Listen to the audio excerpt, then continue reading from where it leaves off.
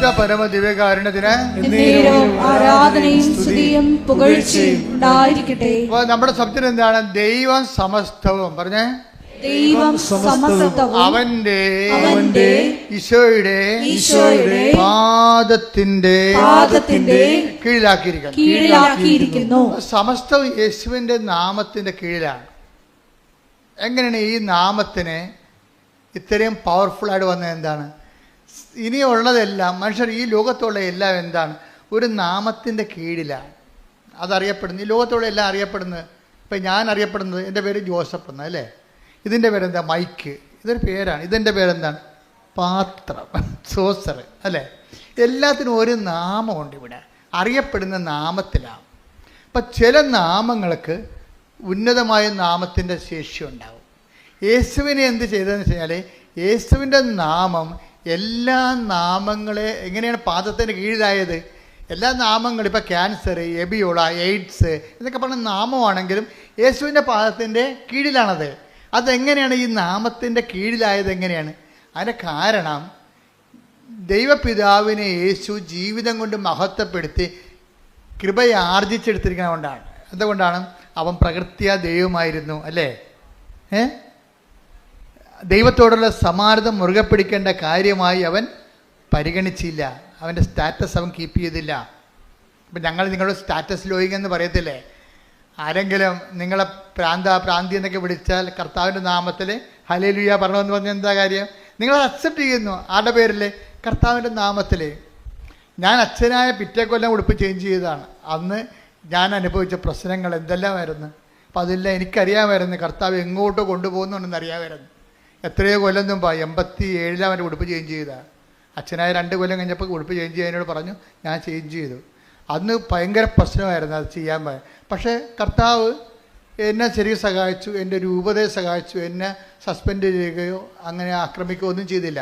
എന്നെ അക്സെപ്റ്റ് ചെയ്തു. അതുകൊണ്ടല്ല എനിക്ക് സർവ് ചെയ്യാൻ പറ്റിയത്. അപ്പം ദൈവത്തിൻ്റെ ഒരു പരിപാലനം എപ്പോഴും സഭയിലുണ്ടാവും. അതുകൊണ്ടാണ് ഇത്രയും നാൾ നമ്മളിവിടം വരെ എത്തിയത് ശരിക്കും. അപ്പം എന്താ സംഭവിച്ചു കഴിഞ്ഞാൽ, ഈ ദൈവ സമസ്തവും എന്ന് പറയുമ്പോഴേ ഈ ദൈവനാമം എങ്ങനെയാണ് എല്ലാ നാമങ്ങളുടെയും താഴെയായത്? ദൈവനാമത്തെക്കുറിച്ച് നിങ്ങൾ പഠിക്കണം. പഠിക്കുമ്പോൾ നിങ്ങൾക്ക് സുവിശേഷ വില എളുപ്പമാകും. സുവിശേഷ വില എളുപ്പമായി കഴിഞ്ഞാൽ ബാക്കിയെല്ലാം ചേർത്ത് നൽകണ കേസ് കെട്ടാണേ. അതിനുവേണ്ടി നിങ്ങൾ പ്രത്യേകിച്ച് വയറുവേദന മാറണം, കുഞ്ഞുണ്ടാകണം, പറമ്പ് വിൽക്കണമെന്ന് പറഞ്ഞ് ആവലാതിപ്പെട്ട് നിലയും വിളിച്ച് നടക്കേണ്ട ഒരു കാര്യമില്ല. അതൊക്കെ സൈലൻ്റ് ഓട്ടോമാറ്റിക്കായിട്ട് നടക്കുന്ന സംഭവങ്ങളാണ്. നിങ്ങൾ ആദ്യം എന്താ ചെയ്യേണ്ടത്? ആദ്യം ദൈവരാജ്യത്തെയും അതിൻ്റെ നീതിയെയും കുറിച്ച് അന്വേഷിക്കണം. ആദ്യം ദൈവരാജ്യ വിശ്വാസ കൈമാറ്റം എങ്ങനെ നടക്കുമെന്ന് നോക്കണം ആദ്യം. അതുകൊണ്ട് പറ്റുമെങ്കിൽ എപ്പോഴും ഒരു വിജയകുമാർ സാറും ഞാനൊക്കെ പുറത്തു പോകും, എപ്പോഴും ഞങ്ങളുടെ കയ്യിൽ ബൈബിൾ ഉണ്ടാവും. പക്ഷേ സാറാണെങ്കിൽ പോക്കറ്റ് ഇട്ടൊരു ചെറിയ ബൈബിൾ ഉണ്ടാവും. ഞാൻ പിന്നെ മൊബൈലിൽ ബൈബിൾ ഉണ്ടെങ്കിൽ എനിക്ക് ആവശ്യമുള്ളപ്പോൾ എടുത്ത് വായിക്കാൻ വേണ്ടി മൊബൈലിൽ ബൈബിൾ ഉണ്ടാവും. എല്ലാവരുടെ മൊബൈലിലേക്കും ബൈബിള് നിങ്ങൾ അപ്ലോഡ് ചെയ്ത് വെക്കണം വായിക്കാൻ വേണ്ടി. നിങ്ങൾ മൊബൈൽ എപ്പോഴും എവിടെ ഉണ്ടായാലും ഉണ്ടല്ലോ. അപ്പോൾ ദൈവം പുതിയ കാര്യങ്ങൾ നൽകുമ്പോൾ പുതിയ സാഹചര്യം നമ്മൾ ദൈവത്തെ മഹത്വപ്പെടുത്താൻ ഉപയോഗിക്കണം. അപ്പം അതുപോലെ തന്നെ വെച്ചാൽ ഇപ്പം ഈ നാമം എങ്ങനെയാണ് ഇത്രയും മഹത്തായ നാമമായത്? ഫിലിപ്പ് 2:6 എടുത്ത്, ദൈവത്തിന്റെ രൂപത്തിലായിരുന്നെങ്കിലും അവൻ ദൈവവുമായുള്ള സമാനത നിലനിർത്തേണ്ട ഒരു കാര്യമായി പരിഗണിച്ചില്ല. തന്നെ തന്നെ ശൂന്യനാക്കിക്കൊണ്ട് ദാസന്റെ രൂപം സ്വീകരിച്ച് മനുഷ്യരുടെ സാദൃശ്യത്തിൽ ആയിത്തീർന്ന് ആകൃതിയിൽ മനുഷ്യനെ പോലെ കാണപ്പെട്ടു. മരണം വരെ, അതേ കുരിശുമരണം വരെ അനുസരണമുള്ളവനായി തന്നെ തന്നെ താഴ്ത്തി. ആകയാൽ ദൈവം അവനെ അത്യധികം ഉയർത്തി എല്ലാ നാമങ്ങൾക്കും ഉപരിയായ നാമം നൽകുകയും ചെയ്തു. അതിനാൽ അവന്റെ നാമം കേൾക്കുന്ന മാത്രയിലെ ഇത് യേശുവിന്റെ നാമത്തിന് മുമ്പിൽ സ്വർഗത്തിലും ഭൂമിയിലും പാതാളത്തിലുമുള്ള സകലരും മുട്ടുകൾ മടക്കുന്നതിനും യേശുക്രിസ്തു കർത്താവാണെന്ന് പിതാവായ ദൈവത്തിന്റെ മഹത്വത്തിനായി എല്ലാ നാവുകളും ഏറ്റുപറയുന്നതിനും വേണ്ടിയാണ്. ഈ ഫോർമുലയാണ് ഞങ്ങൾ ഉപയോഗിക്കുന്നത്. എന്താണ്? In the name of the father, പിതാവായ ദൈവത്തിന്റെ മഹത്വത്തിന് വേണ്ടി യേശുവിന്റെ നാമത്തിൽ ഇടല്ലേ, അതല്ലേ ഞങ്ങൾ ഉപയോഗിക്കുന്നത്. അപ്പൊ യേശു കർത്താവാണെന്ന് പറഞ്ഞാൽ പെട്ടെന്ന് സംഭവിക്കുന്ന ഫസ്റ്റ് പ്രൈമറി ഇഫക്റ്റ് എന്താണ്? പിതാവിൻ്റെ നാമം മഹത്വപ്പെടും. എന്താ കാര്യം? പിതാവാണ് യേശു ക്രിസ്തുവിൻ്റെ മഹത്വപ്പെടുത്തിയത്. അതുകൊണ്ട് തന്നെ നമ്മൾ ഒരു കാര്യം ചെയ്യുമ്പോൾ in the name of the father എന്ന് ആദ്യം പറയും, and son and the holy spirit. പിതാവായ ദൈവത്തിൻ്റെ മഹത്വത്തിനായി യേശുക്രിസ്തു പരിശുദ്ധാത്മാവിൻ്റെ സംസർഗത്തോടെ യേശുക്രിസ്തുവിൻ്റെ നാമത്തിൽ I command you the name of Jesus Christ be healed. അത്രയേ ഉള്ള സാധനം, സിമ്പിളാണ്. ആർക്ക് വേണമെങ്കിലും പറയാം. പറയുമ്പോഴുള്ള പ്രശ്നം എന്ന് വെച്ച് കഴിഞ്ഞാൽ ആ വ്യക്തിയുടെ ഫാക്കൽറ്റി കറക്റ്റായിരിക്കണം, വേറെ പ്രശ്നമൊന്നുമില്ല. ആർക്ക് വേണമെങ്കിലും പറയാം ഇത്. അതായത് ഒരു വ്യക്തിക്ക് നല്ല സുവിശേഷത്തിൻ്റെ ഈടുവെപ്പുകൾ ഉണ്ടെങ്കിൽ, അല്ല വ്യക്തിയുടെ സമയം മുഴുവൻ വാട്സപ്പിൽ നോക്കി വല്ല കോമഡിയും കണ്ട് കോമരം തുള്ളി നടക്കുന്ന പാർട്ടി കാണുന്ന പാട്ടിലെല്ലാം വിരുന്നിനും പോയി എല്ലായിടത്തും പോയി നാടകം കണ്ടുകൊണ്ട് സിനിമയും നടഞ്ഞ പരിപാടികൾ നടക്കട്ടെ. ഇതിനൊരു കമ്മിറ്റ്മെൻ്റ് ഉണ്ട്. ക്രിസ്തുവിനെ കമ്മിറ്റ് ചെയ്ത് അവൻ്റെ നാമത്തിന് കമ്മിറ്റ്മെൻറ്റ് ചെയ്യാൻ, അവൻ്റെ നാമത്തെ, പിതാവായ നാമത്തെ മഹത്വപ്പെടുത്താൻ വേണ്ടി അവൻ്റെ നാമത്തെ നമ്മൾ ഉപയോഗിക്കുകയും അവൻ്റെ നാമം വിളിച്ചപേക്ഷിക്കുമ്പോൾ അവന് നമ്മൾ അറിയാതെ പറയണത് എന്താണ്? നീ കർത്താവാണെന്നാണ് പറയണത്. എന്നതിൻ്റെ അർത്ഥം എന്താണ്? ഈ വൈദ്യശാസ്ത്രമല്ല കർത്താവ് എന്നതിൻ്റെ അർത്ഥം. യേശു കർത്താവാണെന്ന് അർത്ഥം കൊണ്ട് പറഞ്ഞാൽ അതിൻ്റെ അർത്ഥം എന്ന് പറയുന്നത് സ്കാനിങ് മെഷീനും അല്ല കർത്താവ്, ആരും അല്ല കർത്താവ്. പിന്നെ ആരാണ്? യേശു മാത്രമാണ് കർത്താവ്. യേശു മാത്രം. പല കർത്താക്കന്മാരുണ്ടായ പ്രശ്നമാണത്.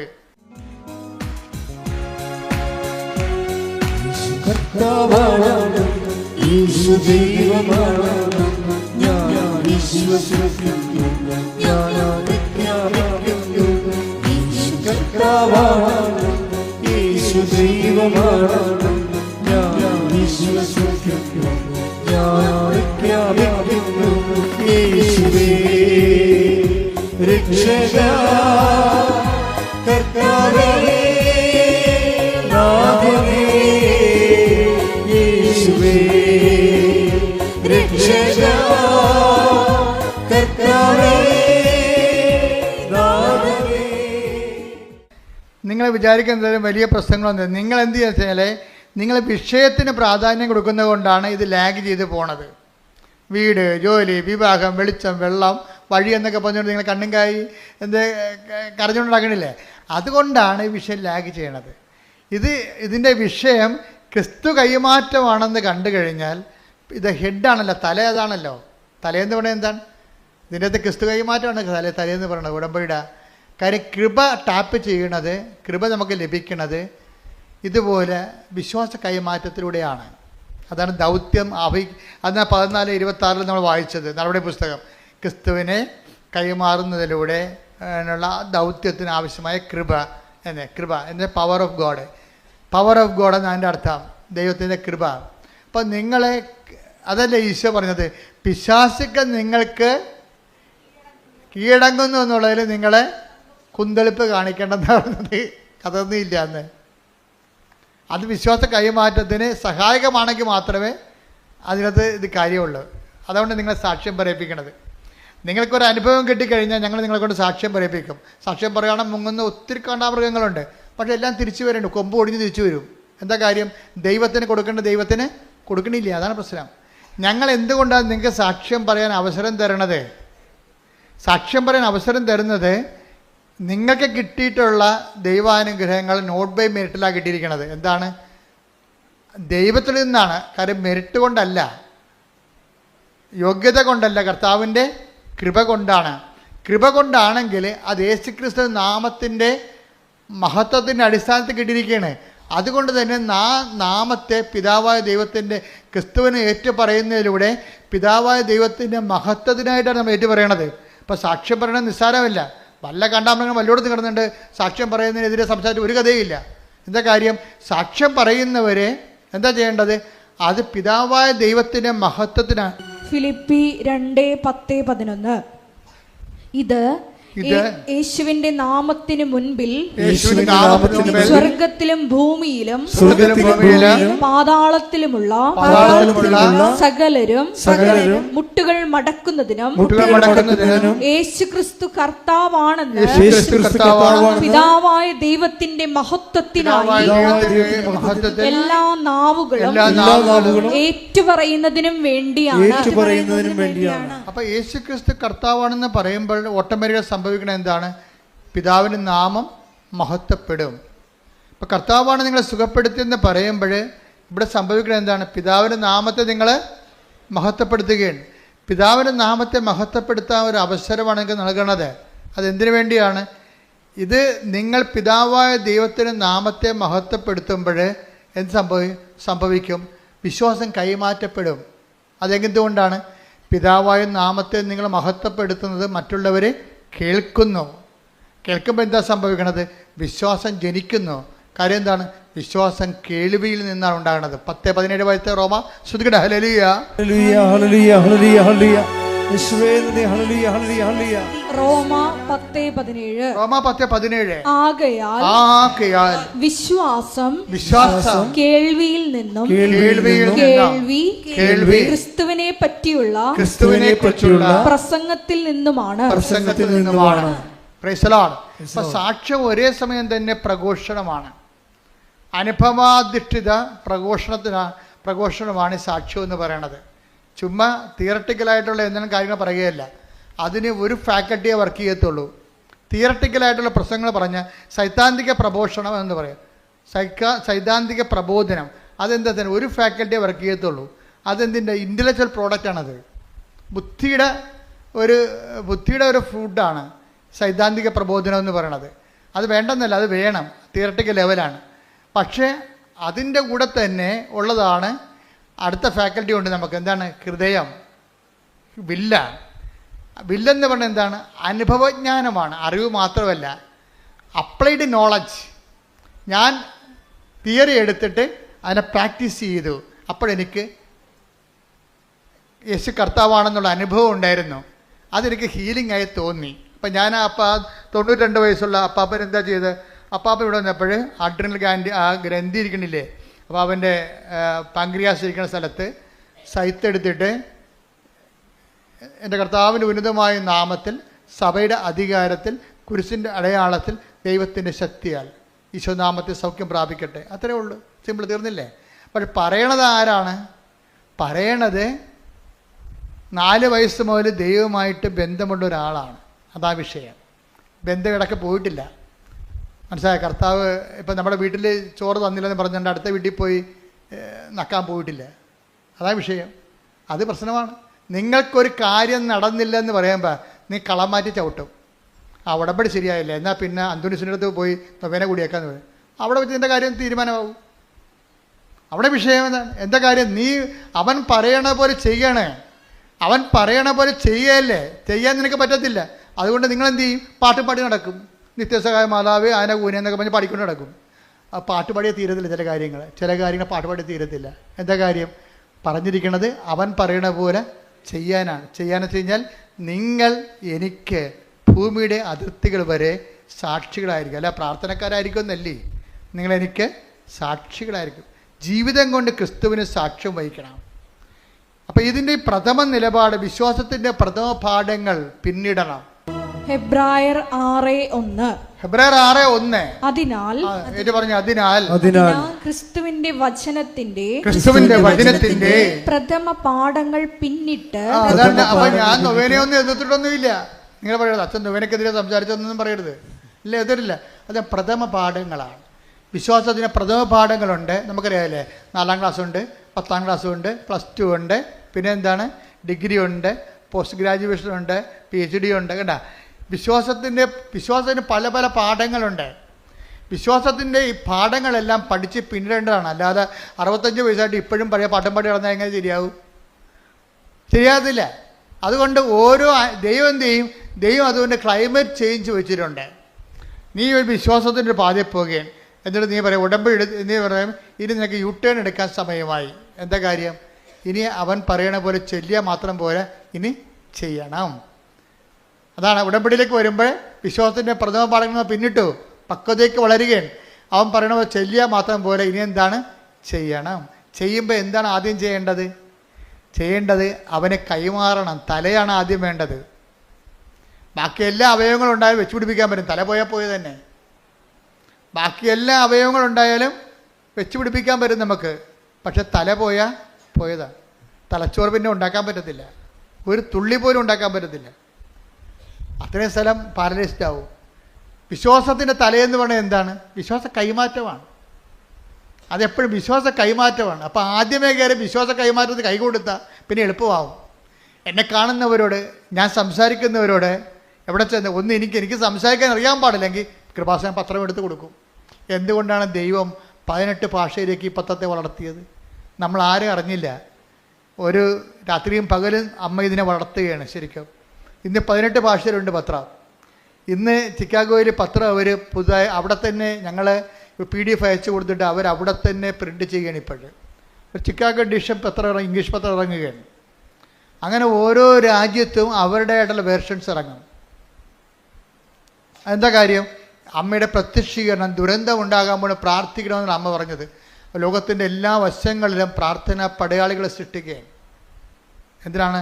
ദുരന്തത്തെ പ്രതിരോധിക്കാൻ വേണ്ടി ദൈവികമായ നടപടിയാണ് ഒരു ഉടമ്പടി സൈന്യത്തെ രൂപീകരിക്കുക.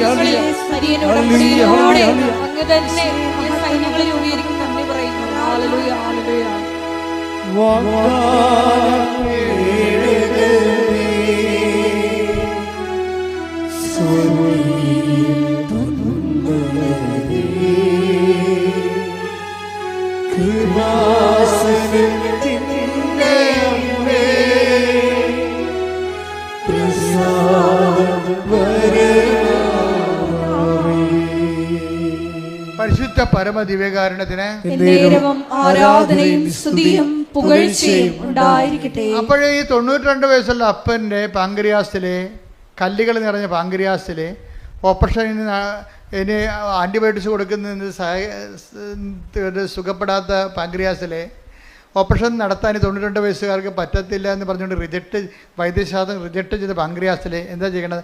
സൈത്ത് പൂശിട്ട് പറയും എൻ്റെ കർത്താവിൻ്റെ ഉന്നതമായ നാമത്തിൽ. അപ്പോൾ നാമമാണ് അവിടുത്തെ പ്രധാനപ്പെട്ടത്.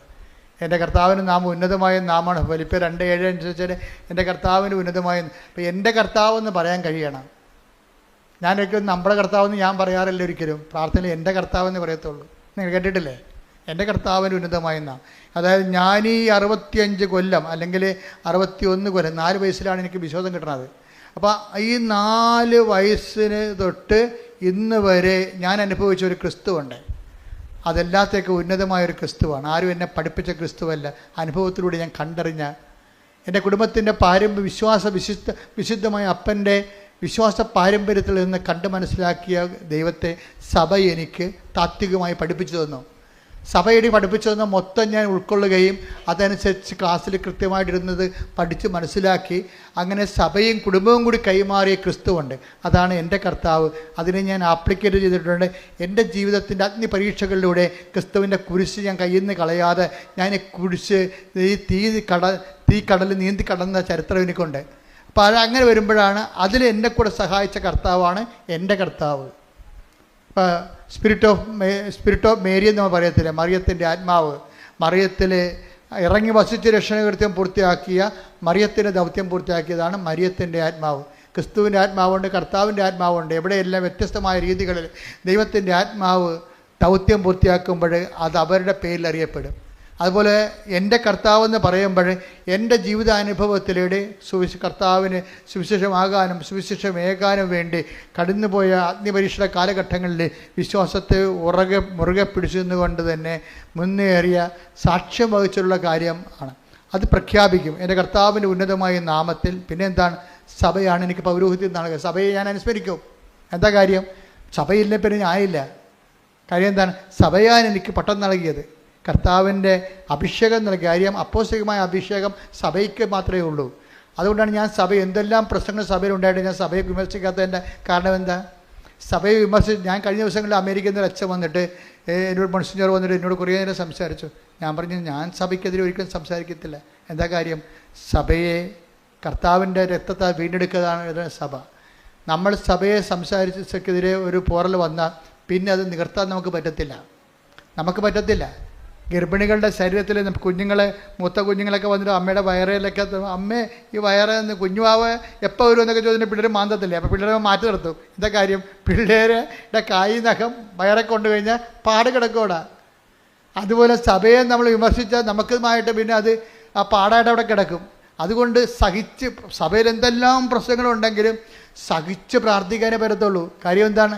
സഭയ്ക്ക് ആവശ്യമായത് വിശ്വാസികളുടെ സഹന പ്രാർത്ഥനകളുണ്ട്. നമ്മൾ ഈ കാലത്തെ അതിജീവിക്കും. നമ്മൾ ഈ കാലത്തെ അതിജീവിക്കുമ്പോൾ എൻ്റെ മനസ്സിലുള്ളത് സത്യവും നീതിയും പെരുമാറണം. അതിൻ്റെ അകത്ത് രണ്ട് ഭാഗം, ഒരു ഭാഗമായിട്ട് ആരും ഞാൻ തിരിക്കത്തില്ല. ഞാൻ തിരിക്കണേ എന്തുകൊണ്ടെന്ന് കഴിഞ്ഞാൽ എല്ലാവർക്കും നീതി കിട്ടണം, എല്ലാവരും കർത്താവിൻ്റെ കൃപയിലും ദൈവസ്നേഹത്തിലും നിലനിൽക്കണം.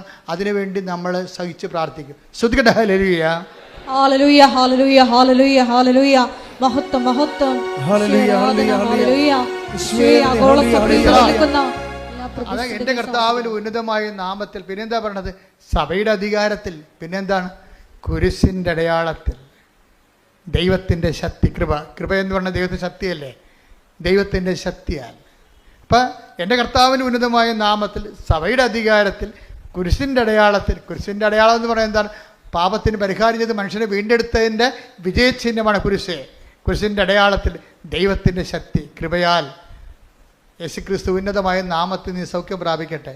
അപ്പം ആ സൗഖ്യം ഈ 92 വയസ്സുകാരൻ അനുഭവിച്ചിട്ട് അദ്ദേഹം ഇവിടുന്ന് സന്തോഷമായിട്ട് നടന്നു പോകുമ്പോൾ ആരാണ് സാക്ഷ്യം പറയുന്നത്? അദ്ദേഹമല്ലേ? അദ്ദേഹത്തിൻ്റെ ശരീരത്തിലല്ലേ പാങ്ക്രിയാസിൻ്റെ കല്ലുകൾ മാറിയെന്ന് അദ്ദേഹത്തിനാണ്. ഇങ്ങോട്ട് വന്ന ആളല്ല തിരിച്ചു പോണത്. അപ്പോൾ ആരാണ് ആദ്യം സാക്ഷ്യം പറയേണ്ടത്? വൈദ്യശാസ്ത്രമാണോ? അപ്പാപ്പനാണ്. പിന്നീട് പോയി സ്കാൻ ചെയ്ത് നോക്കിയപ്പോൾ ഒറ്റ കല്ലും കാണാനില്ല.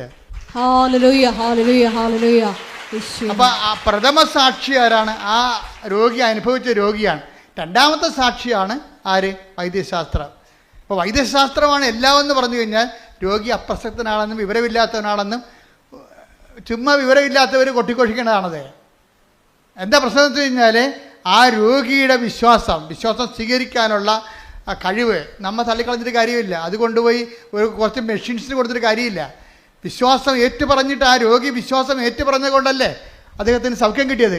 അവൻ്റെ വിശ്വാസത്തെയാണ് നമ്മൾ സാക്ഷീകരിക്കേണ്ടത്, അല്ല വൈദ്യശാസ്ത്രത്തിൻ്റെ കയ്യിരിക്കണ മെഷീൻസിനല്ല. നീ പറഞ്ഞത് കേട്ടിട്ട് 10 പേര് ക്രിസ്തുവിനെ അറിഞ്ഞെന്ന് പറഞ്ഞാൽ തീർച്ചയായിട്ടും അത് ഏറ്റവും വലിയ കാര്യമാണ്. അതൊന്നും നടക്കാതെ ചുമ്മാ വായി തോന്നലെല്ലാം വിളിച്ചു പറഞ്ഞുകൊണ്ട് ദൈവിക നടപടികൾ വിമർശിക്കാൻ പോയാൽ അവർ വിശ്വാസികളല്ല, വിശ്വാസികളെക്കാൾ തരം താഴ്ന്നവരാണ്. ഓർക്കുക, നിങ്ങളുടെ ഉടമ്പടിയുടെ തലയെന്ന് പറയുന്നത് എന്താണ്? അത് വിശ്വാസ കൈമാറ്റമാണ്. ഇതിൻ്റെ ഹൃദയം എന്ന് പറഞ്ഞാൽ എന്താ? തല എന്താണ്? വിശ്വാസ കൈമാറ്റം. അല്ല നിങ്ങൾ പ്രത്യക്ഷീകരണ പ്രാർത്ഥന ചൊല്ലിയിട്ട് ഇങ്ങനെ ഞാൻ 350 പ്രാവശ്യം പ്രത്യക്ഷീകരണ പ്രാർത്ഥന ചൊല്ലി ഞാനെടുത്ത് ഭരിച്ച് തെങ്ങാമുട്ടത്തിൽ എറിയും. അല്ല എന്ത് ചെയ്യാനാണ് ഈ സാധനത്തിന്? ഇതിനൊന്നും അറിയത്തില്ല. ഞാൻ 350 പ്രാവശ്യം പ്രത്യക്ഷീകരണ പ്രാർത്ഥന ചൊല്ലിയെന്നാണ്. നീ 1 പ്രാവശ്യം ചെല്ലിയാൽ മതി, അതേ പറഞ്ഞിട്ടുള്ളൂ. പിന്നെ എന്താണ് പറയണ്ട? രണ്ടാമത്തത് അവൻ പറയണ പോലെ ചെയ്യണം. എന്ത് ചെയ്യണം? ആദ്യം വിശ്വാസ കൈമാറ്റം നടത്തണം. അതിന് നിനക്ക് സംസാരിക്കാൻ അറിയാൻ പാടില്ലെങ്കിൽ 18 ഭാഷ പത്രമുണ്ട്, അതുകൊണ്ട് കൊടുത്തിട്ട് കാര്യം പറയണം നിങ്ങൾ. പിന്നെന്താ ചെയ്യേണ്ടത്? പിന്നെ ചെയ്യേണ്ടത് രണ്ടാമത്തെ കാര്യം എന്താണ്? അവൻ പറയണ പോലെ ചെയ്യണം. അത് ഹൃദയം എന്താണ്? നിൻ്റെ കാരുണ്യപ്രവൃത്തികളാണ്. കാരുണ്യപ്രവൃത്തികളാണ് നിൻ്റെ ഹൃദയം. ഉടമ്പടിയുടെ തലയെന്ന് പറയണത് വിശ്വാസ കൈമാറ്റവും ഉടമ്പടിയുടെ ഹൃദയം എന്ന് പറയണത് കാരുണ്യപ്രവൃത്തികളുമാണ്. ആ കാരുണ്യപ്രവൃത്തികളെന്ന് പറയുമ്പോൾ ജാതിയും മതവും നോക്കാതെ ആവശ്യക്കാരനെ കണ്ടെത്തിക്കണം. അല്ല നിങ്ങളുടെ ബന്ധുക്കൾക്കും സ്വന്തപ്പെട്ടവരും കൊടുക്കണമല്ല. ഉടമ്പടിയുടെ ഹൃദയം എന്ന് പറയണത് നിൻ്റെ നീ അനുഭവിക്കുന്ന ദൈവസ്നേഹത്തെ മറ്റു മക്കൾക്ക്, ആവശ്യക്കാർക്ക് ജാതി മതം നോക്കാതെ കൈമാറണം. രോഗികൾക്കായാലും ആവശ്യത്തിൽ ഇരിക്കുന്നവർക്കായാലും ആരായാലും. അത് എന്തെങ്കിലും തരത്തിലുള്ള ചെറിയ തരികിട പരിപാടിയല്ല, നിനക്ക് ചെയ്യാൻ പറ്റും. നിൻ്റെ കപ്പാസിറ്റി അനുസരിച്ചാണ് അവരെ സഹായിക്കേണ്ടത്. നിൻ്റെ കപ്പാസിറ്റി അനുസരിച്ച് അത് ചെയ്യണം. എന്താ? ദൈവസ്നേഹത്തോടെ ചെയ്യണം. അതാണ് എൻ്റെ ഹൃദയം എന്ന് പറയണത്. അപ്പം അങ്ങനെയാണെങ്കിൽ പിന്നെ എന്താ സംഭവം? പെട്ടെന്നാണ് ഉടമ്പടി പുതുക്കപ്പെടുന്നത്. ഉടമ്പടി കൃപാസനത്തിൽ വന്ന് പുതുക്കുന്നതിനേക്കാൾ ഉപരി നിൻ്റെ ജീവിതം ഉടമ്പടി പ്രകാരമാണെങ്കിൽ നിൻ്റെ ജീവിതം തന്നെ പുതുക്കിക്കൊണ്ടേയിരിക്കും. ദൈവം പുതുക്കിക്കൊണ്ടേയിരിക്കും. അപ്പോഴതുകൊണ്ട് ഇതിൽ പ്രാർത്ഥനയുണ്ട്, പ്രയോഗമുണ്ട്, അതേസമയം തന്നെ പ്രഖ്യാപനങ്ങളുണ്ട്. ഇതെല്ലാം ദൈവത്തിൻ്റെ സ്നേഹത്തോടെ ചെയ്ത് ഉടമ്പടി സിൽവർ ഗ്രേയിലേക്ക് വരുമ്പോൾ നീ നല്ല 90% ഇവാഞ്ചലിസ്റ്റ് ആയിരിക്കണം. ആരാണ്? വിശ്വാസം കൈമാറും ദൈവസ്നേഹത്തോടെ വക്താവായിരിക്കണം. ഇവാഞ്ചലിസ്റ്റ് എന്ന് പറയുമ്പോൾ നീ ഒരിക്കൽ ചിലപ്പോൾ ആ പേര് കൊണ്ട് തെറ്റിദ്ധരിക്കും. ഞാൻ ഉദ്ദേശിക്കുന്നത് ദൈവസ്നേഹത്തിൻ്റെ വക്താവെന്നാണ് ഞാൻ ഉദ്ദേശിക്കണത്. നീ ഉടമ്പടി സിൽവർ ഗ്രേയിൽ വരുമ്പോൾ നിൻ്റെ വിഷയത്തെക്കാൾ ഉപരി ദൈവമായിരിക്കണം നിൻ്റെ 90% വിഷയം. ഞാൻ പറയും അങ്ങനെയുള്ളവർ നോക്കിയിട്ടാണ് ഇത് ഉടമ്പടി പുതുക്കി കൊടുക്കുക. ഇപ്പോൾ ഈ ഇന്ദ്രനീലം എന്നും പറഞ്ഞിട്ട് ഒരു കളർ വരുന്നുണ്ട് ഉടമ്പടിയിൽ. ഇന്ദ്രനീലം എന്ന് വെച്ചാൽ എന്താണത്? അതായത് നമ്മളുടെ നല്ല കടുന്നീലമില്ലേ, ഈ പുസ്തകമൊക്കെ ഈ നമ്മുടെ പുറപ്പാടിൻ്റെ പുസ്തകത്തിലൊക്കെ വാഗ്ദാന പേടകം മൂടണത് ഇന്ദ്രനീലം കൊണ്ടാണ്, കടുന്നീലം കൊണ്ടാണ്. അപ്പോൾ കടുന്നീലം ഒരു കളറിനെ കുറിച്ച് ഞാൻ ആലോചിക്കുന്നുണ്ട്. സിൽവർ ഗ്രേയിലുള്ള ആൾക്കാർ അവരൊക്കെ പുതുക്കി കൊടുക്കും. അവർ കടുന്നീല കളറിലേക്ക് വരും. എന്ന് വെച്ചാൽ ഇന്ദ്രനീലം വാഗ്ദാന പേടകം മൂടുന്ന കളറിലേക്ക് വരും.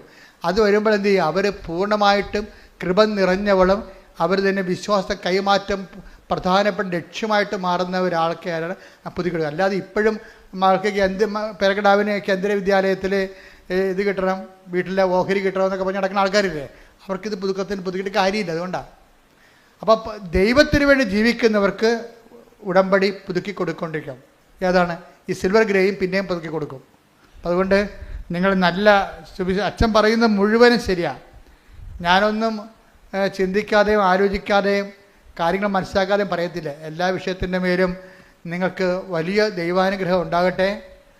കർത്താവിൻ്റെ കൃപയിൽ നിങ്ങൾ വളർന്ന് ആദ്യം ദൈവരാജ്യം അതിൻ്റെ നീതിയും നിറവേറ്റാനുള്ള അത്യാവശ്യാഭിഷേകം നിങ്ങൾക്ക് ലഭിച്ചു കഴിഞ്ഞാൽ ബാക്കിയുള്ളതെല്ലാം ദൈവം ചേർത്ത് നടക്കുന്നത് ഈ 6 കാര്യമായിരിക്കത്തില്ല. ഒരു ഒറ്റ ശ്വാസത്തിൽ ഒരു പെങ്കൊച്ച് കഴിഞ്ഞ ദിവസങ്ങളിൽ 14 സാക്ഷ്യം പറഞ്ഞു. അപ്പോൾ 6 കാര്യങ്ങളാണ് നടക്കുന്നത്. 6ഒന്നുമല്ല, എത്ര വേണമെങ്കിലും ദൈവം ചെയ്യും. ആദ്യം ദൈവിക കാര്യങ്ങളെ ക്രമീകരിക്കുക. എഴുന്നേൽക്കുക. പരിശുദ്ധ പരമ ദിവ്യകാരുണ്യത്തിന് ആരാധനയും സ്തുതിയും പുകഴ്ചയും ഉണ്ടായിരിക്കട്ടെ. പരിശുദ്ധ പരമ ദിവ്യകാരുണ്യത്തിന് ആരാധനയും സ്തുതിയും പുകഴ്ചയും ഉണ്ടായിരിക്കട്ടെ. നമുക്ക് 5 മിനിറ്റ് പ്രാർത്ഥന, അച്ഛനും സിസ്റ്ററും 5 മിനിറ്റ് പ്രാർത്ഥിക്കും. അതിനുശേഷം രോഗസൗഖ്യ പ്രാർത്ഥന. കർത്താവിൻ്റെ ഉന്നതമായ നാമത്തിൽ നമ്മെ ഓരോരുത്തരെയും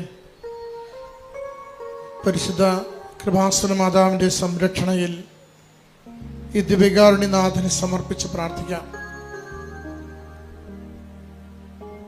ഇന്നത്തെ ഓരോ നിമിഷവും ഉടമ്പടിയുടെ ആത്മാവിനെ കുറിച്ച് അച്ഛൻ നമ്മളോട് സംസാരിച്ചു. ഈശോയെ, അവിടുത്തെ കൈമാറുവാൻ വേണ്ടി ഓരോ നിമിഷവും ഞങ്ങളെ സഹായിക്കണമേ. അവിടുന്ന് ഞങ്ങൾക്ക് നൽകിയിരിക്കുന്ന ഈ ജീവിതം അവിടുത്തെ നാമത്തെ മഹത്വപ്പെടുത്തുവാൻ വേണ്ടി ഞങ്ങളെ സഹായിക്കണമേ. അവിടുത്തെ സ്നേഹം പങ്കുവെക്കുന്നതിന് വേണ്ടി ഞങ്ങളെ സഹായിക്കണമേ. അവിടുന്ന് ഞങ്ങൾക്ക് നൽകിയിരിക്കുന്ന കുടുംബങ്ങളിൽ അവിടുത്തെ സംരക്ഷണം അനുഭവിക്കുവാൻ ഞങ്ങളെ സഹായിക്കണമേ. സുവിശേഷത്തിന് വെളിച്ചത്തിൽ ജീവിക്കുവാൻ ഞങ്ങളെ സഹായിക്കണമേ. ഉടമ്പടി പ്രാർത്ഥനയും പ്രവൃത്തിയും പ്രഘോഷണവും പ്രയോഗവുമുള്ള ജീവിതമെന്ന് ഓരോ നിമിഷവും ഞങ്ങളെ ഇവിടുന്ന് ഓർമ്മിപ്പിക്കുന്നുണ്ട്. ഈശോനാഥ, എല്ലാ മേഖലകളെയും അവിടുത്തേക്ക് സമർപ്പിച്ച് പ്രാർത്ഥിക്കുന്നു. ഞങ്ങളുടെ നിയോഗങ്ങൾ അവിടുത്തെ സന്നിധിയിലേക്ക് സമർപ്പിക്കുമ്പോൾ അവിടുത്തെ സാക്ഷികളായി ഈ ലോകത്തിൽ ജീവിക്കുവാനുള്ള കൃപയിലേക്ക് ഞങ്ങളെ വളർത്തണമേ. താൽക്കാലിക നന്മകൾക്ക് വേണ്ടി ഞങ്ങൾ പ്രാർത്ഥിക്കുമ്പോൾ നിത്യമായി നിലനിൽക്കുന്ന സമാധാനത്തിലേക്ക് ഞങ്ങളുടെ ജീവിതങ്ങളെ ഉയർത്തുവാൻ അവിടുന്ന് കൃപയാകണമേ. നിഷ്കളങ്കമായി അവിടുത്തെ സ്നേഹിക്കുവാൻ സഹായിക്കണമേ. അങ്ങിൽ ആശ്രയിച്ച ജീവിതത്തിൻ്റെ ഓരോ അവസ്ഥകളെയും സമർപ്പിക്കുവാൻ ഞങ്ങളെ സഹായിക്കണമേ. അവിടുത്തെ വിശുദ്ധ വസ്തുക്കളാൽ ഞങ്ങൾ പ്രാർത്ഥിക്കുമ്പോൾ അവിടുത്തെ ഉന്നതമായ നാമത്തിൻ്റെ ശക്തി അതിലൂടെ പ്രകടമാക്കുവാൻ ഞങ്ങളെ സഹായിക്കണമേ. കർത്താവേ, അവിടുത്തെ നാമം മഹത്വപ്പെടട്ടെ. എല്ലാ തിന്മയുടെ ശക്തികളുടെ മേലും അവിടുത്തെ നാമം വിജയിക്കട്ടെ. ഇന്ന് സഭ കടന്നു പോകുന്ന എല്ലാ ക്ലേശ സാഹചര്യങ്ങളിലും അവിടുത്തെ ഉന്നതമായ നാമത്തിന് വിജയവും മഹത്വവും ലോകം മുഴുവനും അങ്ങിലേക്ക് ആകർഷിക്കും വിധം അങ്ങവരെ സഹായിക്കുകയും ചെയ്യണമേ. ഈശോയെ, ഞങ്ങളുടെ ഓരോ കുടുംബത്തെയും ഓരോ വ്യക്തി ജീവിതത്തെയും അവിടുത്തെ സന്നിധിയിലേക്ക് ഞങ്ങൾ സമർപ്പിക്കുന്നു. ഞങ്ങളുടെ വാക്കുകൊണ്ട് ഞങ്ങളുടെ പ്രവൃത്തി കൊണ്ട് അങ്ങയെ കൈമാറുവാനാവും വിധം ഞങ്ങളെ ജീവിക്കുവാൻ ഞങ്ങളെ അവിടുന്ന് സഹായിക്കണമേ. ഞങ്ങളുടെ സംസാരങ്ങളെ വിശുദ്ധീകരിക്കണമേ. ഞങ്ങളുടെ മനോഭാവങ്ങളെ വിശുദ്ധീകരിക്കണമേ. സമ്പത്തിനോടും പ്രശസ്തിയോടും അംഗീകാരത്തോടുമുള്ള ഞങ്ങളുടെ ആഗ്രഹങ്ങളെ വിശുദ്ധീകരിക്കണമേ.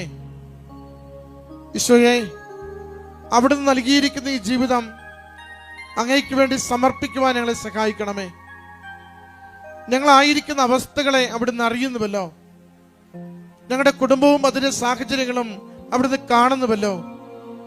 ക്ലേശപൂർണമായ സഹനങ്ങളേറെയുള്ള രോഗത്തിൻ്റെയും ദാരിദ്ര്യത്തിൻ്റെയും കടബാധ്യതകളുടെയും തൊഴിലില്ലായ്മയുടെയും പരാജയങ്ങളുടെയും ഒറ്റപ്പെടലിൻ്റെയും എല്ലാ അവസ്ഥകളെയും അവിടുന്ന് അറിയുന്നുവല്ലോ.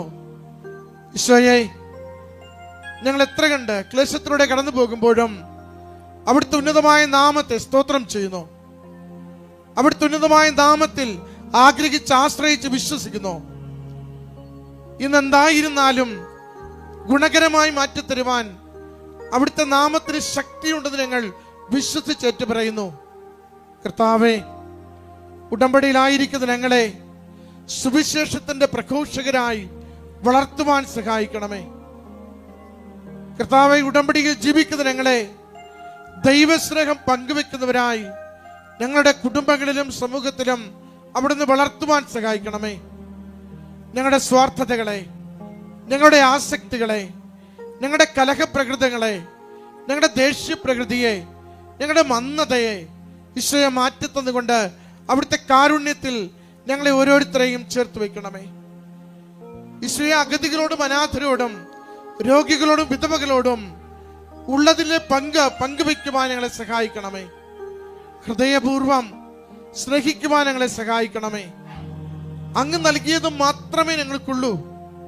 ഈശോയെ, ഞങ്ങളുടെ മെറിറ്റ് അല്ല, അങ്ങയുടെ കൃപ മാത്രം, അങ്ങയുടെ കൃപ മാത്രം ഞങ്ങളുടെ ജീവിതമെന്ന് തിരിച്ചറിയുവാൻ ഞങ്ങളെ സഹായിക്കണമേ.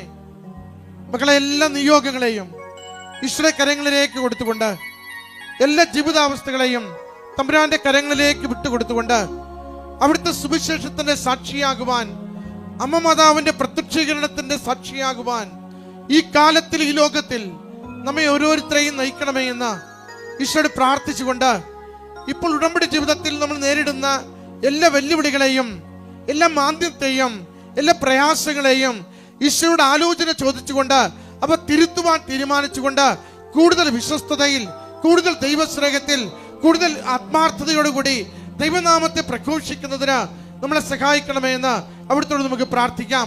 സ്തുതിച്ച് പ്രാർത്ഥിച്ച് നമ്മുടെ ജീവിതങ്ങളെയും ഉടമ്പടി പ്രകാരമുള്ള നിയോഗങ്ങളെയും യേശുവിന്റെ സാക്ഷികളാകുവാൻ, ലോകത്തിന്റെ അതിർത്തിയോളം അടുത്ത് എത്തിക്കുവാൻ, വാക്കുകൊണ്ട് പറയുവാനാവാത്തത് കൃപാസനം പത്രത്തിലൂടെ പങ്കുവെക്കുവാൻ നമ്മളെ ശക്തിപ്പെടുത്തണമെന്ന് പ്രാർത്ഥിച്ചുകൊണ്ട് ഒരുമിച്ച് സ്തുതിക്കട്ടെ. ഹല്ലേലൂയ. യേശുവേ, സ്തുതി കർത്താവേ, ആരാധന മഹത്വം കർത്താവേ, സ്തുതി കർത്താവേ, ആരാധന മഹത്വം കർത്താവേ, സ്തുതി കർത്താവേ, ആരാധന ആരാധന ആരാധന കർത്താവേ, ഹല്ലേലൂയ കർത്താവേ, സ്തുതി സ്തുതി സ്തുതി കർത്താവേ, ആരാധന മഹത്വം ആരാധന കർത്താവേ. ആത്മാവിൻ ശക്തി, അത്യുന്നത ശക്തി, പരിശുദ്ധാത്മ ശക്തി എന്നിൽ നിറയട്ടെ. ആത്മാവിൻ ശക്തി, അത്യുന്നത ശക്തി, പരിശുദ്ധാത്മ ശക്തി എന്നിൽ നിറയട്ടെ, എന്നിൽ നിറയട്ടെ, സഭയിൽ നിറയട്ടെ, എന്നിൽ നിറയട്ടെ, സഭയിൽ നിറയട്ടെ, ലോകം മുഴുവനും കത്തിപ്പടരട്ടെ, എന്നിൽ നിറയട്ടെ, സഭയിൽ നിറയട്ടെ, ലോകം മുഴുവനും കത്തിപ്പടരട്ടെ. പരിശുദ്ധ പരമ ദിവ്യ കാരുണ്യത്തിന് എന്നേരവും ആരാധനയും സ്തുതിയും പുകഴ്ചയും ഉണ്ടായിരിക്കട്ടെ. പരിശുദ്ധ പരമ ദിവ്യ കാരുണ്യത്തിന് എന്നേരവും ആരാധനയും സ്തുതിയും പുകഴ്ചയും ഉണ്ടായിരിക്കട്ടെ. പരിശുദ്ധ പരമ ദിവ്യ കാരുണ്യത്തിന് എന്നേരവും ആരാധനയും സ്തുതിയും പുകഴ്ചയും ഉണ്ടായിരിക്കട്ടെ. ഹെബ്രായർ 6:1 തിരുവചനത്തിലൂടെ നമുക്കൊന്ന് ചേർന്ന് പ്രാർത്ഥിക്കാം. ക്രിസ്തുവചനത്തിൻ്റെ പ്രഥമ പാഠങ്ങൾ പിന്നിട്ടുകൊണ്ട് പക്വതയിലേക്ക് വളരുവാനുള്ള വലിയ അഭിഷേകത്തിനായി ആഗ്രഹിച്ച് നമുക്ക് ഹൃദയത്തിൽ പ്രാർത്ഥിക്കാം.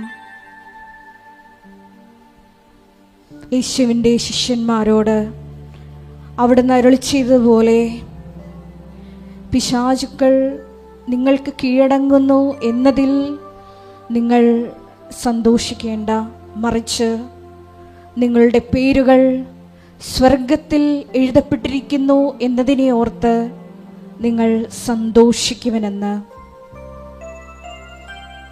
ഈശോയെ, മരിയൻ ഉടമ്പടിയിൽ നിവൃത്തിയാകുന്ന ഓരോ നിയോഗങ്ങളെ പ്രതിയുള്ള സന്തോഷമല്ല, മറിച്ച് ക്രിസ്തുവിനെ കൈമാറുന്നതിലുള്ള സന്തോഷമാണ് യഥാർത്ഥത്തിൽ ഒരു വിശ്വാസിക്ക് വേണ്ടതെന്ന് നീ വചനത്തിലൂടെ സംസാരിക്കുകയായിരുന്നു.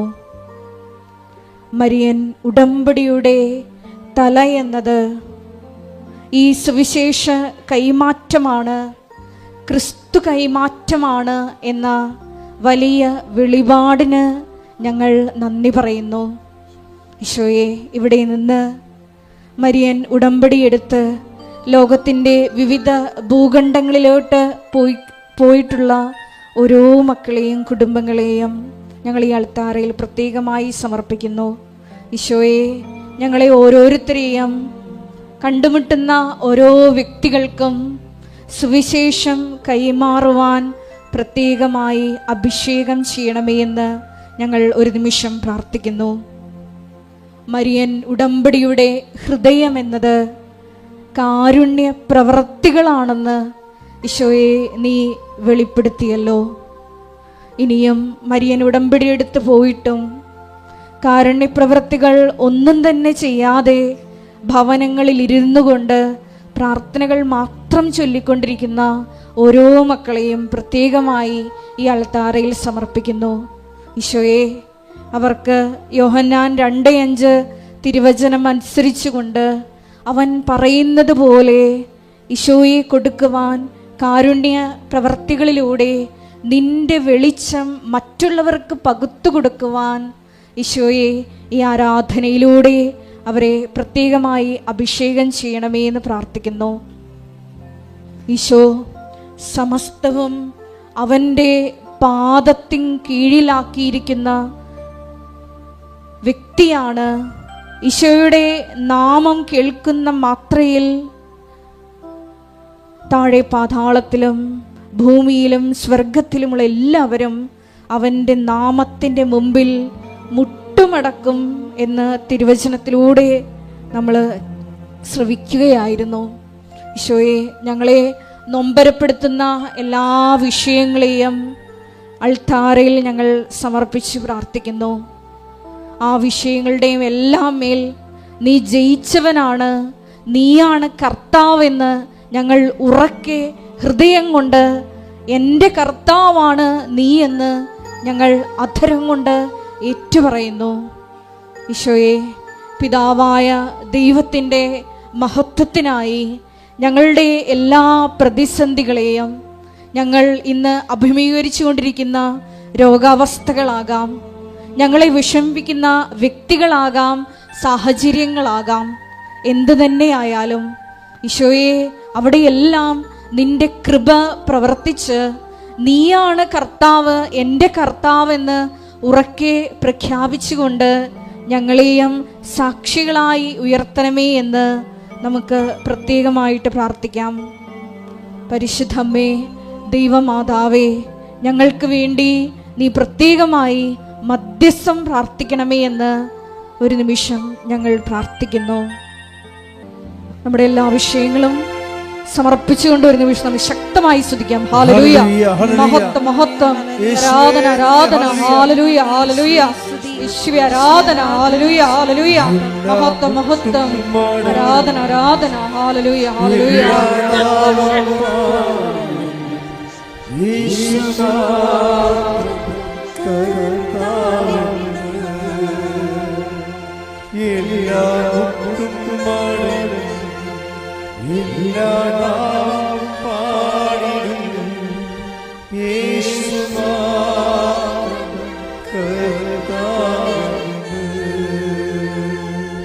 പരിശുദ്ധ പരമദിവ്യകാരുണ്യത്തിന് ആരാധനയും സ്തുതിയും പുകഴ്ചയും ഉണ്ടായിരിക്കട്ടെ. പരിശുദ്ധ പരമദിവ്യകാരുണ്യത്തിന് നേരവും ആരാധനയും സ്തുതിയും പുകഴ്ചയും ഉണ്ടായിരിക്കട്ടെ. പരിശുദ്ധ പരമദിവ്യകാരുണ്യത്തിന് നേരവും ആരാധനയും സ്തുതിയും പുകഴ്ചയും ഉണ്ടായിരിക്കട്ടെ.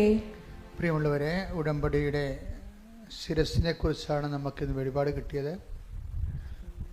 ഉടമ്പടിയുടെ ശിരസ് സുവിശേഷ വിശ്വാസ കൈമാറ്റവും ഉടമ്പടി ഹൃദയം കാരുണ്യ പ്രവൃത്തികളുമാണ്. പിന്നെ ഉടമ്പടിയിലുള്ളത് പ്രഖ്യാപനവും പ്രയോഗനവുമാണ്. ഒരു കൈ പ്രഖ്യാപനത്തിനും യേശു കർത്താവാണെന്ന് പ്രഖ്യാപിക്കും, നമ്മുടെ നിലപാടിലൂടെയും സംസാരത്തിലൂടെയും. ഒരു കൈ പ്രയോഗത്തിൻ്റെതാണ്. ഉപ്പ്, ഉടമ്പടി തൈലം, തിരികത്തിക്കൽ, ഇങ്ങനെ കുറേ അധികം പ്രയോഗങ്ങളുണ്ട്. അപ്പോൾ ഉടമ്പടിയുടെ കാലം എന്താണെന്ന് ചോദിച്ചു കഴിഞ്ഞാൽ അത് മാതാവിൻ്റെ പ്രത്യക്ഷീകരണമാണ്. ഉടമ്പടി നിൽക്കുന്നതും വളരുന്നതും പുലരുന്നതും എല്ലാം ഒറ്റ കോസിലാണ്. എന്താണ്? മാതാവിൻ്റെ പ്രത്യക്ഷീകരണം ലോകം മുഴുവനും അടയാള സഹിതം എത്തണം. ദുരന്തമുണ്ടാകാൻ പോണ പ്രാർത്ഥിക്കണമെന്ന് പറഞ്ഞ അമ്മയുടെ പ്രാർത്ഥനാ സമൂഹത്തെ രൂപപ്പെടുത്തിയെടുക്കാൻ വേണ്ടി ഉടമ്പടിയുടെ കാലം എന്ന് പറഞ്ഞത് പ്രത്യക്ഷീകരണ പ്രാർത്ഥനയാണ്. പ്രത്യക്ഷ പ്രാർത്ഥന ഇല്ലെങ്കിൽ ആൾ വീണ് പോകും. അതെപ്പോഴും ഓർത്തേക്കണം. എല്ലാത്തിൻ്റെയും പ്രാധാന്യം വളരെ ബാലൻസ്ഡ് ആയിരിക്കണം. ശ്രുതികട്ടെ. Hallelujah hallelujah hallelujah hallelujah hallelujah hallelujah, മഹത്വം മഹത്വം, hallelujah hallelujah hallelujah hallelujah hallelujah hallelujah. യേശുവേ നന്ദി, ആരാധന ആരാധന. ഈ അച്ഛൻ നിങ്ങളുടെ ജീവിത പ്രശ്നങ്ങളെ പരിശുദ്ധ അമ്മയുടെ മാധ്യസ്ഥതയിൽ ഈശോയ്ക്ക് ഏൽപ്പിക്കേണ്ട സമയമാണ്.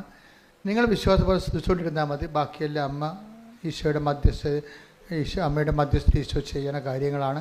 ഇടിമുഴക്കം പരിശോധിക്കട്ടെ. കർത്താവിന്റെ ഉന്നതമായ നാമത്തിന് സ്വന്തം ചെയ്യുന്നു. കർത്താവിന്റെ വിശുദ്ധ പൗരോഹിത്യത്തെ കർത്താവ് സഭയിലുള്ള സാന്നിധ്യം പ്രകടമാക്കുക. 38 വർഷം ഞാൻ അർപ്പിച്ച കൃപാന്റെ യുവതിയാണ്. കൃപാസ്ഥാനത്താലെ ഇവനുടെ പ്രത്യക്ഷപ്പെട്ട പരിശുദ്ധ അമ്മയുടെ മാധ്യസ്ഥത്തിൽ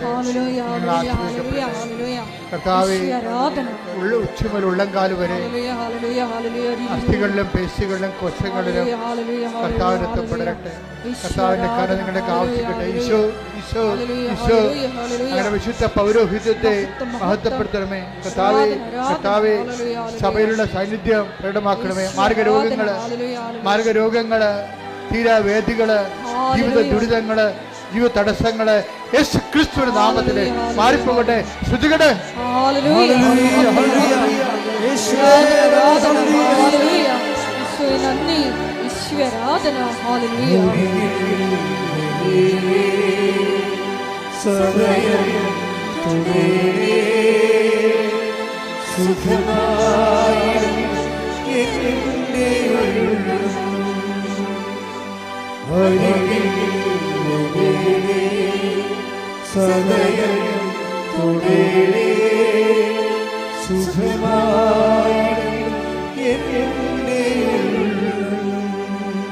കർത്താവേ, നിന്റെ ഉന്നതമായ നാമത്തിന് സ്വസ്ഥം ചെയ്യുന്നു. കർത്താവേ, ഇപ്പോഴും കൃപാസനത്തിലും ഈ പ്രാർത്ഥന കൂടുമ്പോൾ ഓൺലൈനിലും ഇതുവരെ ഉടമ്പടിയുടെ ചില കാര്യങ്ങൾ ഇപ്പോഴും നടക്കാതിരിക്കുന്നവരുണ്ടെങ്കിൽ അമ്മേ, പരിശുദ്ധമേ, ദേവമാതാവേ, മാതാവിൻ്റെ മധ്യസ്ഥതയിൽ ഈശോൻ്റെ ഉന്നതമായ നാമത്തിൽ ഈ നിമിഷം കർത്താവിൻ്റെ അടിപ്പിടർ പോലെ വൈദാഘാതം ദൈവികമായ ശക്തി അവരിലേക്ക് ആവസിക്കുകയും ജീവിത ദുരിതങ്ങൾ, തടസ്സങ്ങൾ, വിവാഹം നടക്കാത്ത അവസ്ഥകൾ, മക്കൾ ഇല്ലാത്ത അവസ്ഥകൾ, ഭവനമില്ലാത്ത അവസ്ഥകൾ, വഴിയും വീട് സ്ഥലവും ഇല്ലാത്ത അവസ്ഥകൾ, ജോലിയില്ലാത്ത അവസ്ഥകൾ, പല തരങ്ങളിൽ വിദേശ രാജ്യങ്ങളിലും നമ്മുടെ നാട്ടിലുമൊക്കെ ജോലിക്ക് വേണ്ടി പരിശ്രമിക്കുന്നവരുടെ എല്ലാ പരിശ്രമങ്ങളുടെ തടസ്സങ്ങൾ, അവരെല്ലാവരും ജീവിക്കാനുള്ള മാർഗം നേടിയെടുക്കുവാനും കടകൾ, കമ്പോളങ്ങൾ, വ്യാപാരങ്ങൾ, വ്യവസായങ്ങൾ നടത്തുന്നവർ, ജീവിതമാർഗം മുട്ടിപ്പോയവർ, കർത്താവെ അവരെല്ലാം ഈ നിമിഷം നീ ആശീർവദിക്കണമെന്ന് പ്രാർത്ഥിക്കുന്നു. കർത്താവെ, വഴക്കുകൾ, കേസുകൾ, അതുപോലെ തന്നെ ശിശു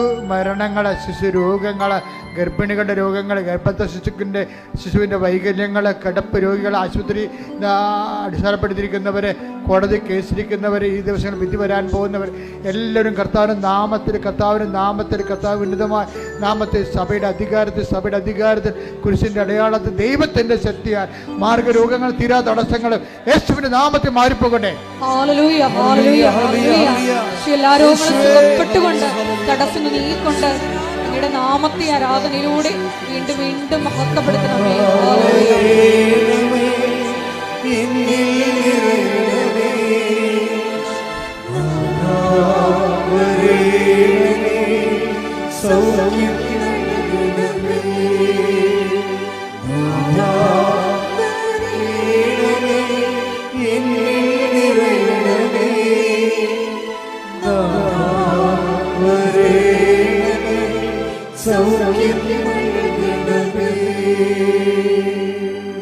എല്ലാവരും മുട്ടി നിൽക്കുക.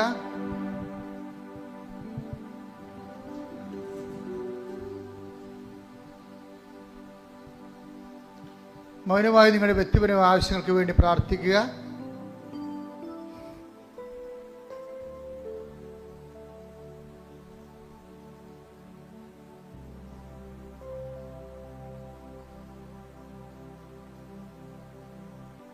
എൻ്റെ പ്രിയപ്പെട്ടവരെ, സമാപനാശീർവാദത്തിന് സമയമാണ്.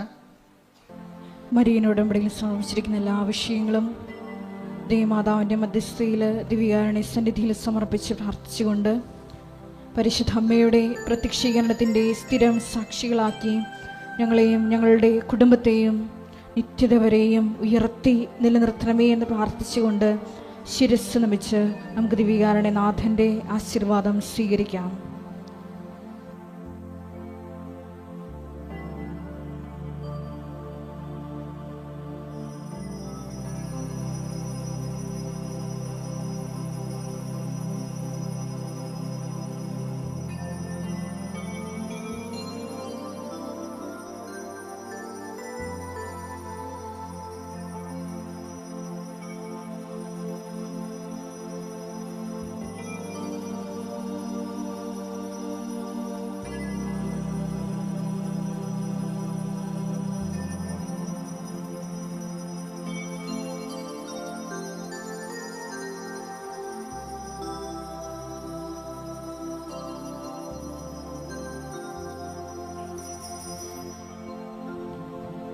പരിശുദ്ധ പരമമാ ദിവ്യകാരുണ്യമേ, എന്നും അങ്ങേക്ക് ആരാധന. പരിശുദ്ധ പരമമാ ദിവ്യകാരുണ്യമേ, എന്നും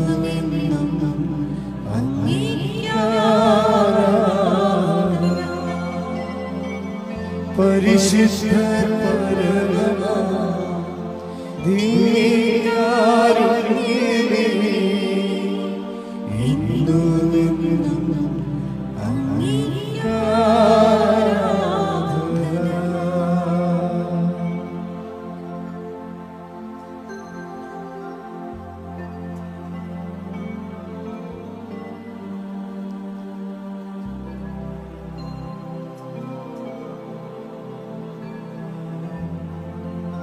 Ave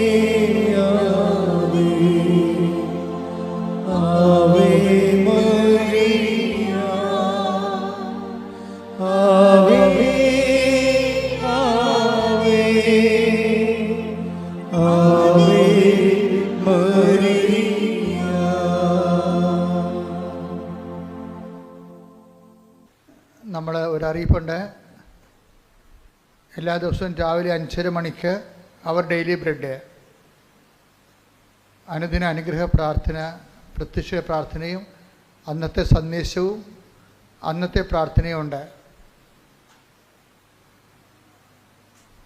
അത് മുടങ്ങാതെ എല്ലാവരും കൂടണമെന്ന് പ്രത്യേകം ഓർപ്പിക്കുന്നു.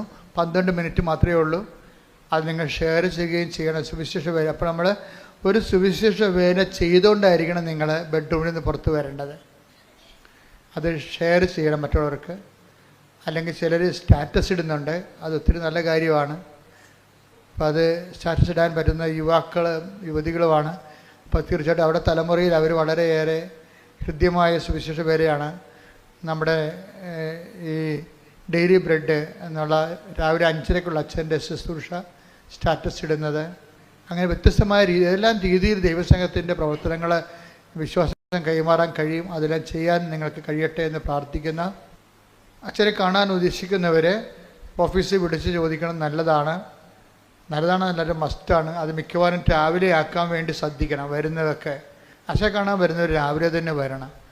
ഉടമ്പടി എടുക്കാത്തവരാണെങ്കിൽ ആദ്യത്തെ ഉടമ്പടിക്ക് എടുക്കാൻ വേണ്ടിയാണ്. എടുത്തു കഴിഞ്ഞാൽ തീർച്ചയായിട്ടും അവർക്ക് ഉച്ച കഴിഞ്ഞെങ്കിലും കാണാൻ പറ്റും. വിഷയം സീരിയസ് ആകണം. സീരിയസ് ആയതിൻ്റെ രേഖകൾ നിങ്ങളുടെ കയ്യിലുണ്ടാകണം. അത് ഓഫീസിന് ബോധ്യപ്പെടുകയും ചെയ്യണം. അച്ഛനെ കാണുന്നത് ഉടമ്പടിയുടെ ഒരു ലക്ഷ്യം പോലും അല്ല.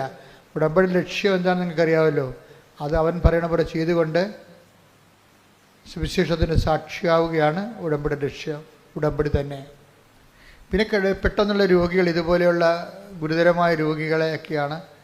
പിന്നെ ജപ്തി നടപടിക്കാരെയും പരീക്ഷക്കാരെയും അങ്ങനെ പ്രത്യേക ഗുരുതരമായ പ്രയാസങ്ങൾ ഇരിക്കുന്നവരെയാണ് അച്ഛൻ ആശീർവദിക്കുന്നത്. അപ്പം അതിൻ്റെ രേഖകൾ നിങ്ങളുടെ കയ്യിലുണ്ടാകണം. വിവാഹത്തിൻ്റെ തടസ്സമുള്ളവരാണെങ്കിൽ ആദ്യ വിവാഹമാണ്, രണ്ടാമത്തെ വിവാഹമാണ്, വിവാഹം പിരിഞ്ഞതാണ്, ജീവിത പങ്കാളി ജീവിച്ചിരിപ്പുണ്ട്, രണ്ടാമത്തെ വിവാഹത്തിന്, ആ കാര്യങ്ങളെല്ലാം നിങ്ങളുടെ പേപ്പറിലുണ്ടാകണം. അല്ലാതെ കല്യാണം കഴിക്കണമെന്ന് പറഞ്ഞ് വെറുതെ പറഞ്ഞ് പറയരുത്. ആദ്യ വിവാഹമാണെങ്കിൽ പോലും നിങ്ങളുടെ സിറ്റുവേഷൻസ് എഴുതിയ പേപ്പർ കയ്യിലുണ്ടാകണം. അത് മാതാവിന് സമർപ്പിക്കും.